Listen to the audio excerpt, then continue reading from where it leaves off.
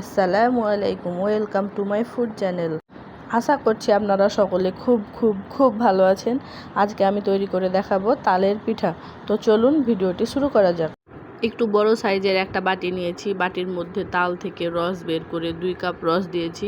এবার হাফ চামচ লবণ ও 1 চামচ বেকিং পাউডার দিয়ে হালকা গরম দুধ 2 কাপ, সবগুলো উপকরণ একসঙ্গে ভালো মতো মিশিয়ে নেব। এখানে কিন্তু আমি কোনো প্রকার পানি ব্যবহার করছি না, এখানে দুধ দিয়েই আমি আস্তে আস্তে সবগুলো মিশিয়ে নেব। মেশানো হয়ে গেছে। এবার এটার মধ্যে 2 কাপ চালের আটা ও 1 কাপ গমের আটা দিয়ে ভালো মতো নাড়াচাড়া করে মিশিয়ে নেব। এভাবে আস্তে আস্তে মেশানোর পরে এখন 2 কাপ চিনি দিয়ে এটাকে হাতের সাহায্যে ভালো মতো মেশাতে হবে, কারণ হাত দিয়ে না মেশালে চিনিগুলো ভালো মতো গলে যাবে না।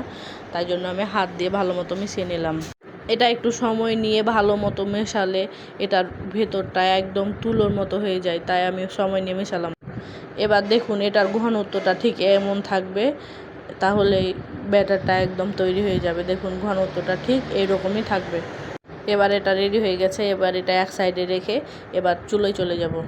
এবার চুলোয় একটা প্যান বসিয়ে দিয়েছি। প্যানের মধ্যে বেশ খানিকটা তেল দিয়ে তেলটা একটু গরম করে নেব। তেলটা গরম হয়েছে কিনা সেটা দেখার জন্য পিঠার ব্যাটারটা একটু দিয়ে দেখলাম যে তেলটা গরম হয়ে গেছে। এবার পিঠাগুলা ছাড়ার পালা। এবার আমি হাতের সাহায্যে একটু বড় বড় করে পিঠাগুলা তেলের মধ্যে ছেড়ে দিব। এবার এই পিঠ ওই পিঠ করে পিঠাগুলা আমি আস্তে আস্তে অল্প আঁচে ভেজে নেব। দেখুন পিঠার কালারটা কি সুন্দর হয়েছে, বাদামি হয়ে গেছে অনেকটা। এবার আস্তে আস্তে পিঠাগুলো আমি উঠিয়ে নেব। এবার আমি হাঁস পিঠা তৈরি করব। এজন্য হাঁস পিঠা তৈরি করার জন্য ঠিক আমি কিভাবে আটাগুলো দিচ্ছি আপনারা একটু ভালো করে খেয়াল করবেন, তাহলে আপনারা এভাবে তৈরি করতে পারবেন। আমি আপনাদের বোঝানোর জন্য আরেকবারও পিঠাগুলো ছেড়ে ভালো করে দেখিয়ে দিচ্ছি। দেখুন আমি কিভাবে তৈরি করছি হাঁস পিঠাগুলা।